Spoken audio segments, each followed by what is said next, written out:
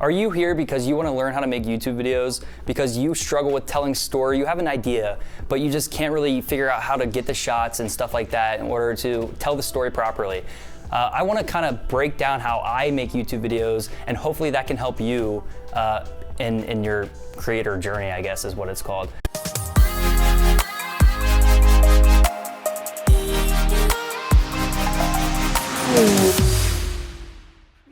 The first thing I'll go over with you is gear. So gear is highly important. Not. So pretty much for gear, I use things like the R5 for my main camera. I have like a 360 camera now, apparently. I don't know why. I have LED panels for lights. I have a Tascam mic for lavalier for like specific sound situations. And I have like a 200x aperture light that I use for like the light I'm using now actually on my face. And the reason I said it's not important is because honestly, if I didn't have this stuff, like I have this because it's part of my business, but if I didn't have this stuff, I'd use my iPhone and just kind of go out and make these videos. Sure, the quality is gonna be a little bit less in some areas, but I can still tell the story I want to tell, and I can still go out and create things. The next thing that I want to get into is the story itself. I think a lot of people struggle with figuring out what they can film. So they go through life and they're like, oh, I want to make videos, but I don't really do things that are interesting, stuff like that. And so that's why for today's video, I'll be breaking down the hiking video I did for Harpers Ferry.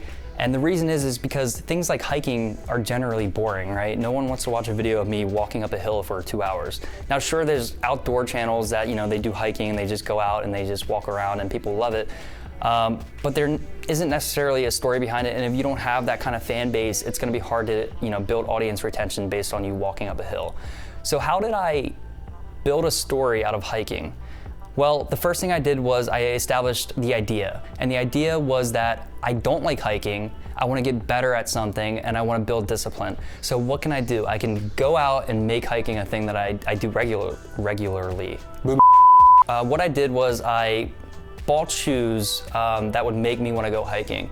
And I thought this would be a really good idea for a video, right? So I start with this idea that I don't like hiking, but there has to be something that will get me into it. So I was like, let me buy this nice pair of shoes, and you know, now I have to use them, right? So now I have to go hiking. That's why I bought these shoes, with the premise that if I bought them, I'd have to use them. So that's kind of the intro of the video, and that kind of gets your viewer hooked. So they're like, okay, there was nothing, there's this hiking thing, I don't care, but all of a sudden there's this person who's doing something, he's taking a step in order to get to where he wants to be, and that's kind of like this whole hiking thing. So the next part of that video, I wanted to make sure I wasn't just filming me walking up a hill, right? So I kind of wanted to establish that, you know, I'm at this new place, I'm talking to new people. Know where you've been. Ooh. Oh, y'all, they did that. Oh, you did not. Y'all were terrible. Did you do that on purpose? Yeah. Yeah. The yells were perfect though. I was trying to do this bit with no one around so I didn't scare anyone. But they were coming down the hill. Did you guys think the fall was real? I absolutely did. Absolutely. It scared I don't know if me. you guys It frightened me.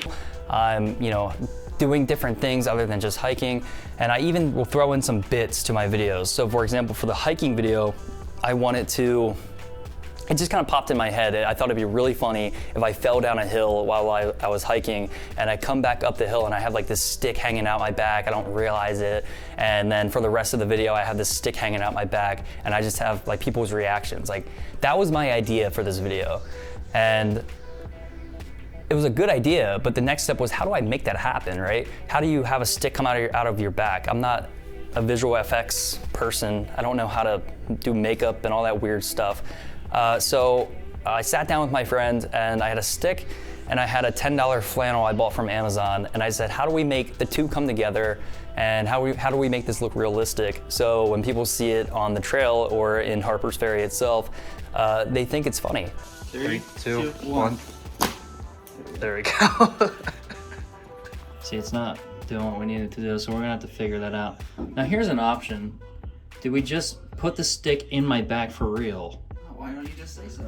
Oh! And so we tore a hole through the shirt. We played with different things. We ended up gluing it to cardboard and then cutting off the end. And I put fake blood on the shirt and stuff.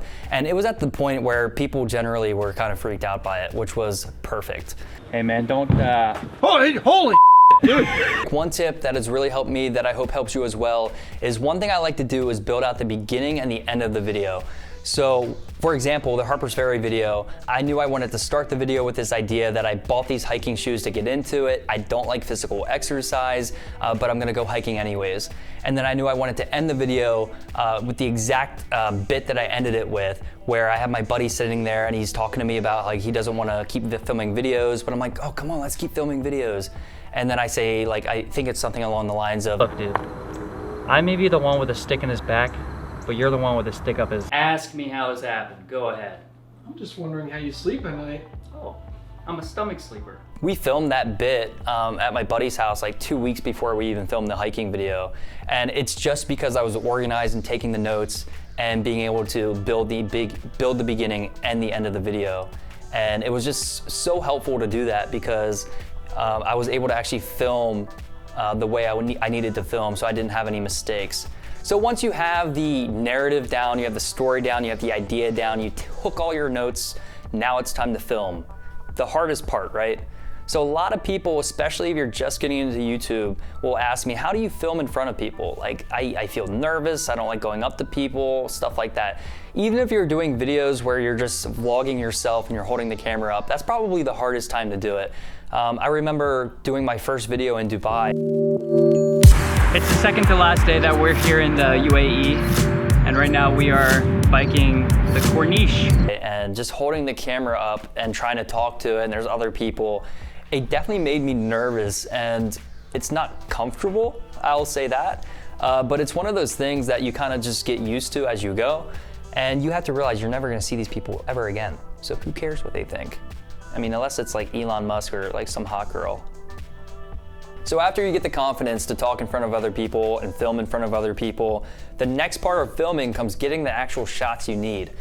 So a good example of this in the Harpers Ferry video is me getting the track shots with the drone and with my buddy running alongside of me. And this is such a short part of the video. However, I think it's a really important part of the video because it has this contrast of me running with Usain Bolt, and it's just a funny part. And it's one of those things where, you know, I took the notes, but then it was like, okay, how do I actually get these shots, right? Because I could show up and just like have a camera like on the side on a tripod and have me running by, but it doesn't match the Usain Bolt clip. I could go without the drone shot and just use my iPhone, but I have these tools, and I think once you understand that you can use these tools to really help create and drive the narrative of your story, you're gonna see the product that you're putting out start rising in quality. So yeah, I mean, getting the shots that you need obviously is important, and it goes back to gear, right? So I have like a lot of stuff. I don't have as much stuff as like some filmmakers that might have, but I definitely think I have more than, you know, if you're just getting into YouTube, and that's fine. Pretty much all it does is give you more tools, right? So if you have a screwdriver and you have a power drill, they both do the same thing, but one, you know, makes it a little bit easier. So it's kind of like if you have a Canon M50 or an iPhone or anything like that, you can do the same stuff. It might just be more difficult, or you might be more limited in how you film your videos. And then, you know, as you go, you know, get more stuff, blah, blah, blah, blah, blah. So after you get all of your beautiful, crispy B-roll shots and main shots and medium shots and wide shots and all of your shots, next comes editing. So editing is obviously very important because without it, you don't have a video. Well, I guess you have like a bunch of little videos, but you don't have a real big, cool video. And editing is ridiculous. It's sad. You take all your footage and you put it onto a drive. Hopefully it's an SSD. If you're not editing on an SSD, get off this video. Actually, I kind of need you for views and audience retention and subscribers because I don't have a lot of that. So, yeah. Two things, two softwares. Lots to talk about in the community these days. Premiere Pro or DaVinci Resolve. Doesn't matter, whichever one you want. Hell, use Final Cut. Use an app on your phone. Again, it doesn't matter. Now, I will say I just switched to DaVinci. The color grading is as good as they say it is. It's so good. You can't do stuff like it in Premiere. You can't do it. Now, I do like some things about Premiere better. Like, I kind of like some of the way you can cut in Premiere. I think like there's some opacity level stuff you can do better in Premiere that I haven't quite figured out in Resolve. Doesn't matter. It doesn't really matter what software you use. What really matters is that you know how to use that software and you know how to use it well. So spend time kind of learning your software and learning how to be more efficient in your editing. Otherwise, it'll kind of start to seem like a chore and it'll make the process of making videos less fun.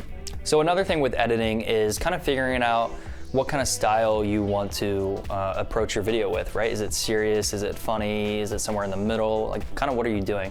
And then what I would recommend doing is just watching other people's videos and seeing what kind of cuts they're doing, what kind of transitions they're doing, what kind of music they're putting in. But at the end of the day, the biggest thing with editing is you want to make sure that you are able to tell the story through your edits that you wanted to tell in your notes at the beginning of this process. So to wrap things up, here's how to make a good YouTube video. You have to understand what kind of gear you have and what its capabilities are. You have to understand how to take notes and organize and tell a story even through the most mundane of things like hiking. And you have to be able to be confident and capable in front of other people and filming and all that stuff. And then we talked about editing and how when you edit, you need to be able to tell the story, on your computer that you had in your notes at the beginning of this process. And then it's all about releasing it, right? So I think a lot of people that are into videography and photography, I've seen in my own life, lack kind of a bit of graphic design skill, which is highly important when you start doing things like thumbnails, right?